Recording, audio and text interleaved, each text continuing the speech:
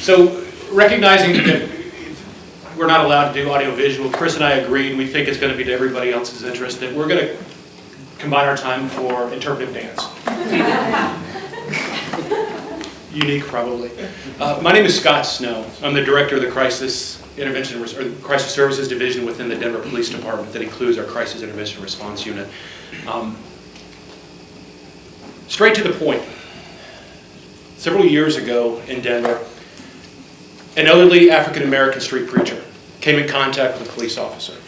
It resulted in his custody and less than a day later in his death. It was a positional asphyxia involving the Denver Sheriff's Department over a misunderstanding about his shoes. 3 weeks ago, a 9-year-old who had just come out to his parents over the summer, the first week of school, took his own life. 2 years ago, the International Association of Chiefs of Police surveyed its 30,000 members. Within the top 3 priorities of this nation's law enforcement are mental health challenges. Increasingly, people see behavior that understandably warrants concern and emergent response, and they call 911. And over the last several generations, it's the police that show up. And despite training, despite interest, despite support that goes into police training and crisis intervention techniques, that's not their skill set. We looked at the issue of mental health needs and concerns somewhat uniquely. One of the historic manners in which law enforcement in this country addresses issues and problems is they write policies, they invent protocols, they put together manuals, and then they put people in place to carry out those very detailed and outlined responsibilities. What we're able to do somewhat uniquely, and I think it makes what we're doing in Denver very replicable and very transferable and very scalable to any agency in the United States and abroad. We reversed the paradigm. We said we need some general guidelines looking at some specific outcomes, but we want to be experientially informed. We put clinicians, and Chris will talk more about the clinical side and clinical response. We took trained, licensed clinicians and said, this is what you do. We're going to put you in a car with police officers. We're going to put you in situations where you're receiving calls that typically come to the Denver Police Department or come to law enforcement, and we're going to take your lead in handling how those are best served. The officer's there for safety. The officer's there for additional resources and support. The officer's there also to represent a true community public partnership, that it's not just for safety and security, but the legitimacy that comes along with the community partnership. So the scalability, the replicability, the transferability exists because we're being informed through experience, not measuring adherence to protocol or policy for outcomes, but looking at the experiences literally on a daily basis. There's a post debrief, if you will, almost on a daily basis between the clinician and officers, where they're kind of processing and talking about the encounters, the experiences, and more often than not, it's the officer taking a backseat to the clinician. One of the stats that stands out with the 3,000 plus contacts we've had with individuals with our co-response in the last two and a half years, less than 2% of citizens contacted has resulted in jail or citation. All of them have resulted in some additional outcome that involves mental health support services, including through our clinician that we have in the jail system. So in those cases where custody is an outcome of those contacts, there's immediate support once the individual gets into the jail system and then is released from the jail. Yeah, in April 2016 is when this program started, and when we did it, it was definitely kind of the start of a joke. A social worker and a police officer get into a car, what kind of takes place next. Through that, we were able to kind of create a super creative relationship with the Denver Police Department, the Mental Health Center of Denver, and the local government. We were innovative in how we decreased the low barrier access to mental health treatment, substance abuse treatment, where there was no wrong door, where people had the ability to recover. And it really fit in nicely with Denver's model of a recovery-instilled community that with wellness and a trauma-informed approach, we can actually engage community members. Of the 3,000 plus individuals that we've had contact with, 30% of those individuals that are in formal mental health treatment have a serious and persistent mental illness that is now being treated with community supports. Thank you very much. Does anybody want to have any question? Just a couple questions. So how many officers, how many clinicians? We're at just over 1,500 officers with 15 licensed clinicians that rotate. They're not assigned to specific officers. At each roll call uniquely with each one of our police districts, they make the determination based on issues that day, which officer is going to ride with the clinician. And we were pretty purposeful with that. We wanted to make sure that it wasn't one identified officer that we were riding with on a consistent basis, that every officer had the availability on any given call to actually have us available to them as a resource, available to them as a partnership. That way it's not, this is a mental health call, let's punt it to the mental health team. We're a collaboration, we're all working on this together. All 1,500 officers have access at any given time to say, I came across this lady, I'd like to go and engage her the following day to see what kind of resources we can provide them. So, since it would be difficult to put a clinician in every car, to what extent has the presence of mental health professionals with officers affected those who are not with mental health professionals? So in other words, policing more broadly. I think part to answer the question is, it's interestingly created almost a sense of competition with the officers who don't have the clinicians assigned. They've seen the value. I've been with the DPD for almost 25 years, and I've never seen anything integrate as quickly as this group of not only civilians, but licensed clinicians, because the officers see the legitimacy of, based on the outcomes of their work. So it's, instead of people going, don't put the clinician with me today, it's, no, I get them, I get them, I get them. So that in 2.5 years, we haven't really seen yet how it overall has affected the culture, but we're seeing the beginnings of a different cultural mindset of the officers because of the clinical response. And to follow up on that, you mentioned legitimacy to the extent that credibility, legitimacy give rise to law-abiding behavior, according to studies. Any plans for any attitudinal assessments? In other words, how people perceive the police department related to this program and more broadly?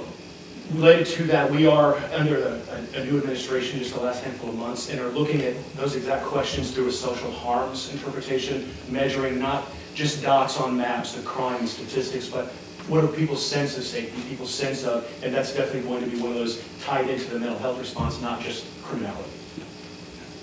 So really wonderful program. Thank you guys.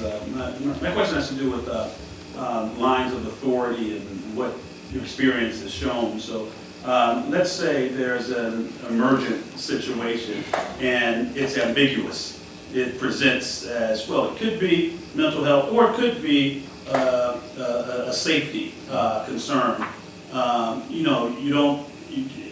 wondering about the too many chefs in the kitchen problem. Who decides which area, which response? And I think that's been the fascinating thing with this is we initially thought it would be more of like this is legal or this is mental health, and it truly is a collaboration with the officer on scene to be able to identify what it is that can be the least restrictive environment for that person. Obviously based on what the legal ramifications might be, we are actually able to kind of work with them and say, this is substance abuse related, it's low level, this is someone that is actually wanting treatment and needs treatment. Jail's not going to solve that. So how do we collectively get them to the right place instead of using the jail system as a de facto sobriety kind of option?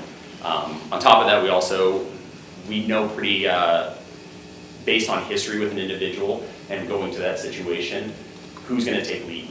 We know some individuals don't do well interacting with police officers. They have historical trauma attached to that. So we can sometimes be the front end, easy access. I don't wear this when I go out on the streets. I am very plainclothes, easygoing, and able to meet that client exactly where they're at. Being able to sit on a stoop with them, being able to just kind of listen to them, and I come across in a very non-threatening way. But with that partnership, we're able to bring the law enforcement into and introduce them as an individual to the community that's trying to help them as well. So we really try to formulate and maintain that relationship even when we're engaging with populations that might have a historical relationship with police. In a brief example, within the first month, we're still kind of figuring out what that exact question, kind of deference to authority, deference to role, depending on how things are presenting in real dynamics. Chris was involved in a call that included our SWAT team sitting in or moving into a barricaded subject thought to be harmed on the other side of an apartment door. And so there's a quick strategic meeting of SWAT's now going to take, typically when SWAT gets to a scene, it's their scene. They're not going to wait. They're going to take over. So Chris, being a part of the discussions, and I believe had some background and history on the individual, introduced a very rational question. Has anyone thought about just talking to him? So it escalated very quickly into, again, somebody calling, describing behavior. This is a barricaded individual. We think he has access to weapons on the other side of the door. SWAT rolls in, is ready to kick the door. And this is an individual who had frequent prior police contact. And I'm certainly not suggesting we have a magic wand, nor a crystal ball, but this is an individual that is a high resource utilizer prior to this call, has not had one police contact since, and was talked out of the residence through the clinician taking the lead. And SWAT's a room, that's a group of meat-eaters. They're not there to demonstrate patience typically. And then here comes the social worker who's like, hey guys, can we just talk? I'm from Brooklyn, New York. I'm glad to hear that Denver has stoops. That's a good sign. I wanted to ask about the percentage of your calls that are related to substance abuse. Yeah. Could you give us a sense of that? We're pretty forward-thinking in Denver that the dual diagnosis piece, it's not one, they're not different. Substance use is typically tied with mental health, and being able to, we're not going there and saying, oh, you're under the influence, this is what our next step is. It's this call came across the 911 system saying that you have anxiety, stress, depression, mania, psychosis, and being able to say, what are you experiencing right now? And if they're saying, this is mental health to me, we're identifying, okay, how do we get you mental health help? If they're saying, I want to kick this opiate habit, I want to be able to get treatment, we're working directly with what it is they're giving us and saying, we want to help you from that standpoint and not try to fit them into this call. But, substance abuse is very much a pretty reoccurring thing with our population that we're seeing. And that's from the whole gambit. This isn't just a poverty, low-level mental health hits everyone equally. We've been in $1 million homes with someone that is having their first psychotic break all the way to alleys of Denver, meeting with someone that just is not doing well, sitting behind a dumpster. And one of the things we heard about is how the police felt about mental health. How has it changed their attitudes towards thinking of their own needs for mental health services? It's been an unexpected, I don't know if we're calling it outcome yet, but I think because of the relations that form riding 10 hours per shift with officers, is there's been a number of disclosures of personal, behavioral, mental health, behavioral needs that we never saw being an outcome or result of putting a clinician or a social worker in a car. But to that point, figuring out if there's a way respecting individuals' privacies, respecting, can we begin to measure to those outcomes as well, to seeing the secondary or tertiary benefits of this law enforcement clinical partnership for wellness and resilience and work-life balance for the officers as well. And I think the one thing social workers always reference is self-care, and officers, bless their souls, don't think about that or try not to think about that. So us being in a car with them, they get it no matter what. And it took that initial buy-in, and it took time to develop the relationships, but over time it just became kind of a thing. And I think just through having that contact and those relationships and the personalities that develop and the recognition that we're both in positions trying to help the Denver community and help the citizens kind of strive for their best life. We kind of get to rub off on them a little bit of like, hey guys, you need to take care of yourself too. No one needs a burnt out police officer the same way we don't need a burnt out social worker. Or How did you guys get buy-in? How did you sell it? Ooh, quite honestly, we have a fantastic, the first 4 individuals and then an additional 2 later, they have the personality for it. I think you have to have the right people that are willing to roll with resistance. We always are taught in all our classes, silence is something you have to be comfortable in. And the first couple months was a little bit of silence of, are you going to report me? Are you going to go and quit my job? And I think you're going to put a flower at the end of my gun kind of thing, that whole social work stereotype. But being able to actually, through our personalities and through our interactions with them, realize that one, we're kind of dark and twisty inside as well. That's how we kind of go with our stuff too. And then our sense of humor is all, it's kind of universal. We Try try to to. pick the right officers first, that was the. We had sergeant buy-in, which is like mid-management kind of thing. They're not gonna like me telling them that. But essentially it was getting them and then the buy-in with the officers that really wanted it. And then the second you prove yourself with one person that goes off of their high-end utilizers pretty regularly, it spreads like wildfire. And the officers share it as a resource that they're able to utilize them.